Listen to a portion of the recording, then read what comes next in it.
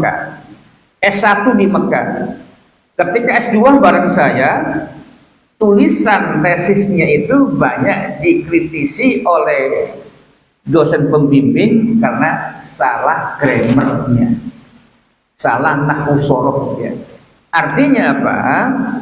Jadi meskipun dia bahasa Arab merupakan bahasa ibunya, belum tentu paham ini predikat, ini subjek, predikat, objek, kata sifat, kata menjemuk, belum tentu. Kalau nggak belajar bahasa Indonesia yang benar gitu.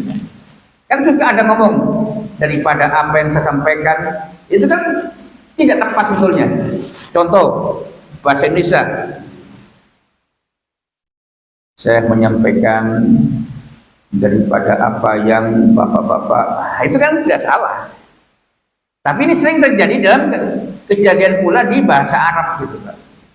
Nah, kembali pada pertanyaan bahwa Islam itu terhijab oleh kaum muslimin, kemajuan Islam, kejayaan Islam itu ditutupi oleh Islam sendiri.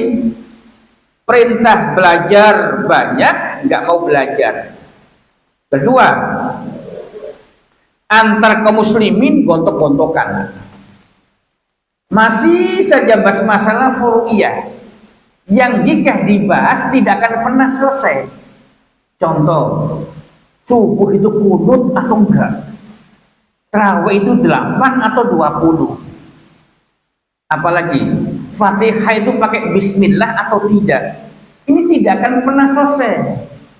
Diskusi boleh untuk mengetahui dalilnya masing-masing, tapi saling menyalahkan itu jangan.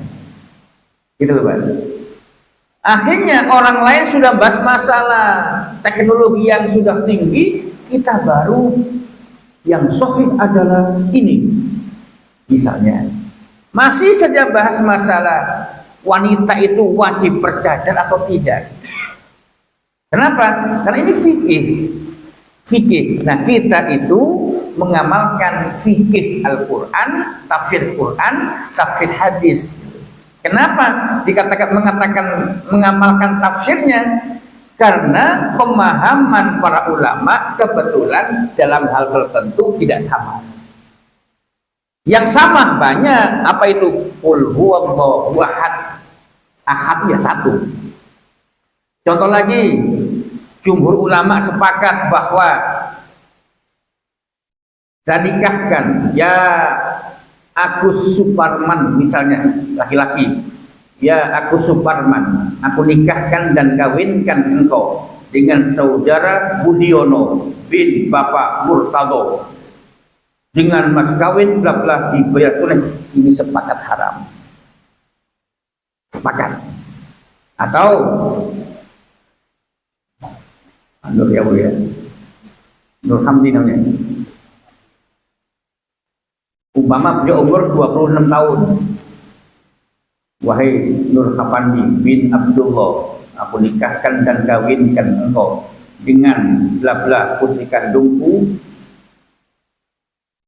dalam tempoh perkawinan 6 bulan dengan mas kawin bla bla dibayar tunai. Haram. Kenapa ada dalam tempo perkawinan, ini kawin kontrak atau mut'ah, itu haram. Nah, ini sepakat. Gitu, Pak. Pak Nur, Pak Taufik, ini 6 bulan kurang 2 hari. Terus maksud Bapak, saya masih senang, saya masih cinta. Oh, lanjut. Oh, diperpanjang. Perpanjang lagi. Ayo. Itu kawin mut'ah namanya, Pak. Nah, kawin mut'ah atau nikah kontrak diperpanjang lagi, Pak Nur. Mau perpanjang. Nah, kalau perpanjang, angkat lagi, Pak. Mau berapa bulan? Nah, karena saya cinta Pak Taufik, sekarang 2 tahun dah. Nah, 2 tahun. Nah, ini haram, sepakat, Pak. Jadi ada yang disepakati, ada yang sifatnya ikhtilaf. Ya, contoh gampangnya, Allahu Akbar. Alhamdulillahi Rabbil Alamin. Takbir langsung Al-Fatihah tanpa iftitah dan tanpa basmalah. Orang yang ilmunya tinggi dan toleransi, oh, di masjid, bukan Maroko. Di Masjid Maroko ini kebanyakan mengamalkan sunnah Nabi dalam pandangan Imam Malik atau Maliki. Nah, Bapak Ibu umpama ke Mesir, ke Afghanistan, ke Xinjiang Cina, Allahu Akbar. Tapi angkatnya begini, Pak. Di Mesir, Xinjiang Cina, Afghanistan, Allahu Akbar, di bawah pusar begini. Di bawah pusar begini. Terus iftitah selesai. Bismillahirrahmanirrahim. Alhamdulillahi rabbil alamin. Kita yang bijak dan punya ilmu akan berkata, oh, di Masjid Xinjiang Cina, Afghanistan mayoritas dan sebagian besar Mesir mengamalkan sunnah Nabi dalam pandangan Imam Abu Hanifah atau mazhab Hanafi. Atau yang ketiga, Allahu Akbar, di atas pusar, di bawah dada. Ini yang paling banyak. Iftitah selesai. Bismillahirrahmanirrahim. Oh, di masjid ini imamnya mengamalkan sunnah Nabi dalam pandangan Imam Asy-Syafi'i.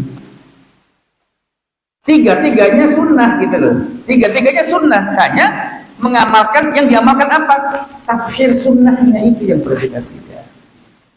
Yang salah begini, Allahu Akbar. Nah, ini salah. Tapi kalau masih begini, Pak, ada dua mazhab yang begini. Allahu Akbar. Bisa Syiah, bisa juga sebagian mazhab Maliki. Mazhab Maliki. Nanti untuk membedakan mana Syiah, mana Maliki, nanti digerakkan yang lain. Kawan-kawan kita belajar. Seperti itu. Nah, itu yang tidak perlu kita ributkan.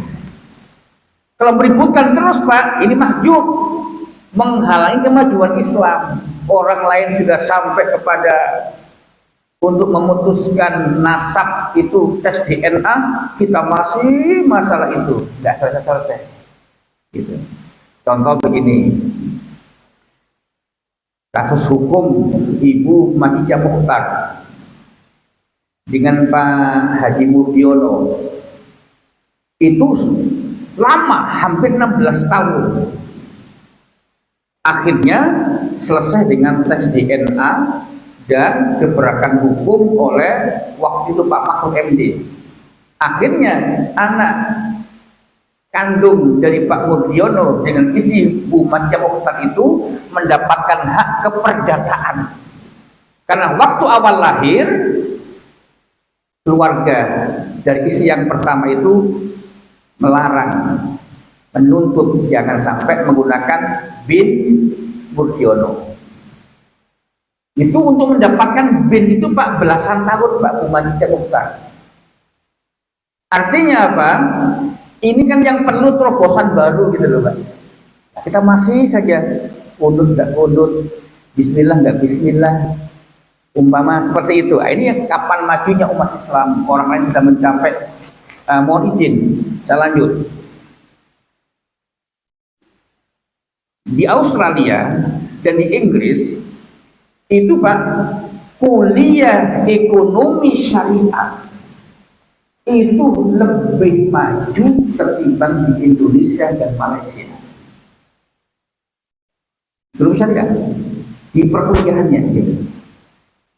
Padahal harusnya kita kan yang lebih maju kan, karena kita Muslim banyak. Tapi untuk fakultas ini justru yang maju itu Australia sama Inggris gitu.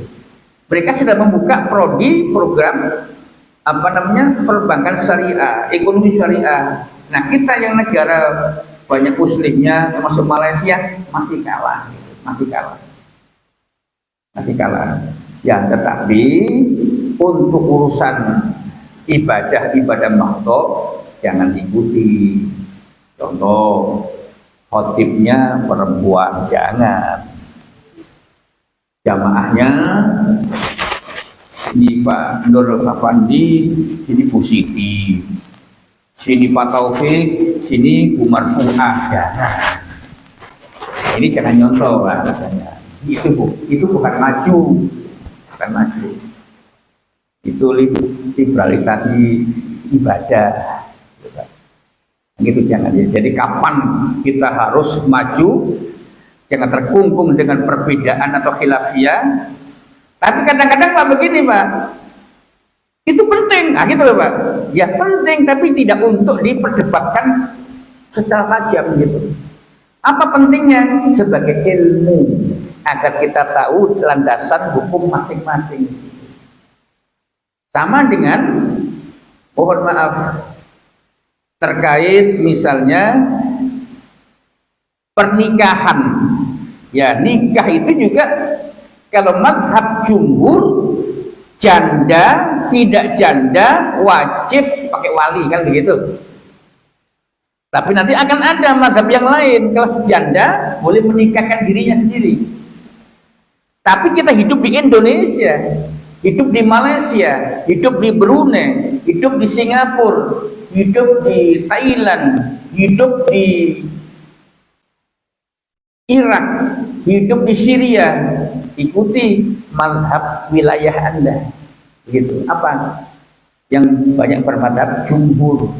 Ketika nikah, apakah dia janda atau perawan, tetap wajib pakai wali gitu. Kecuali mazhab Hanafi misalnya, tapi ada persyaratan yang lain. Jadi aku nikahkan diriku kepada engkau tanpa wali. Nah, itu jangan diterapkan di Indonesia, bukan tempatnya. Nah, yang ini juga fikih perbandingan mazhab perlu didalami, tapi untuk realisasinya lihat kita sedang ada di mana. Itu penting. Contoh, jangan nyebut teman namanya. Teman saya habis menikah di penjara 6 bulan. Gara-gara apa? Gara-gara teman saya Ustadz ini, teman sama saya di Jawa Tengah, jamaahnya banyak, yang ngaji laki perempuan. Suatu ketika ada pertanyaan, Pak Ustadz, suami saya sudah mengucapkan talak 3 kali, bagaimana hukumnya? Kata sang Ustadz, ya ibu sudah tidak boleh menikah lagi dengan mantan suami, karena ibu sudah talak bain kubro. Ibu boleh balik, suami boleh balik dengan catatan ibu menikah lagi dengan orang lain dulu. Rupanya sang Ustadz seneng sama wanita tadi, nikah siri. Pak Nur, jangan ya, jangan nikah Pak. Akhirnya yang disebut mantan suami lapor mengadukan hal ini ke pengadilan agama. Akhirnya pengadilan memanggil, mana bukti pernikahan saudara berdua? Ini suratnya. Oh, rupanya surat bermaterai. Yang kedua, saudari sampai hari ini tercatat sebagai suami fulan. Kok Anda menikah dengan Ustadz ini? Dia kan sudah mengucapkan talak ini. Tidak bisa. Kita hidup di Indonesia yang negara hukum gitu. Jadi laksanakan hukum Islam sepenuhnya plus hukum negara itu. Kenapa? Hukum itu diterapkan untuk menimbulkan keteraturan, kenyamanan gitu. Ya sama kita begini, naik motor di jalan raya, kita ke polisi, kenapa? Pakai helm. Memang ada hadisnya nggak pakai helm? Ada nggak zaman Nabi pakai kendaraan onta, apalagi kuda pakai helm? Nggak ada kan? Nggak ada. Udah, nggak bisa. Gitu.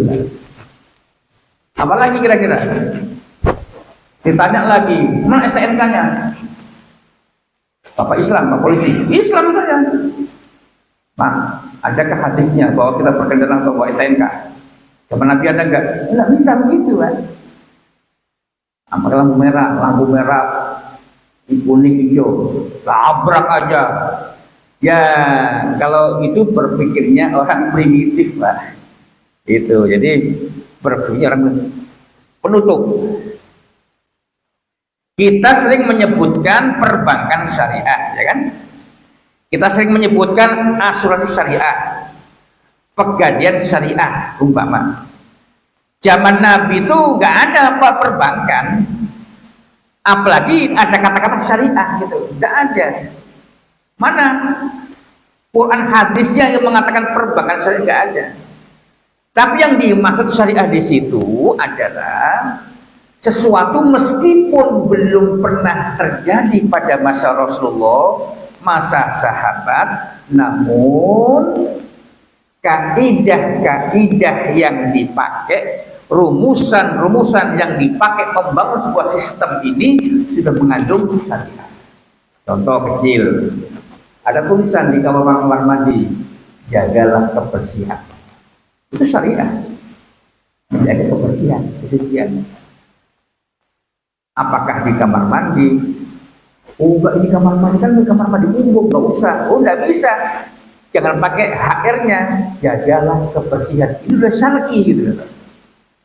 Nah kadang-kadang kita punya dalil tapi nggak bersih. Tapi bukan di sini Pak, bukan di sini, bukan di sini.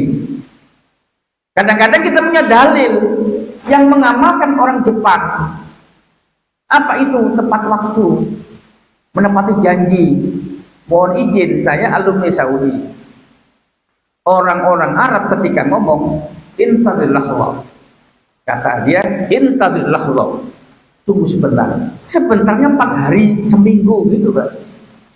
Tapi kalau sebentarnya Amerika, sebentarnya Inggris, sebentarnya Jepang, ya benar-benar sebentar kan? Kalau kita enggak, sebentar ya, sebentarnya 3 hari baru kelar, gitu. Seperti itu. Ya, jadi maka sering orang mengatakan apa namanya? Kadang-kadang di Indonesia ya, di Indonesia banyak muslimnya, tapi islaminya kurang. Misalnya dicontohkan apa? Kebersihan lingkungannya, keteraturannya, ketertibannya gitu kan. Yang tertib, bersih itu kan islami. Nah banyak orang non-muslim menerapkan yang islami meskipun dia belum muslim. Nah itu namanya al-islamu mahjubun bil muslimin. Baik, kita tutup dengan baca hamdalah. Alhamdulillahirabbil alamin. Subhanakallahumma wa bihamdika asyhadu an la ilaha illa anta astaghfiruka wa atubu ilaik. Assalamualaikum warahmatullahi wabarakatuh.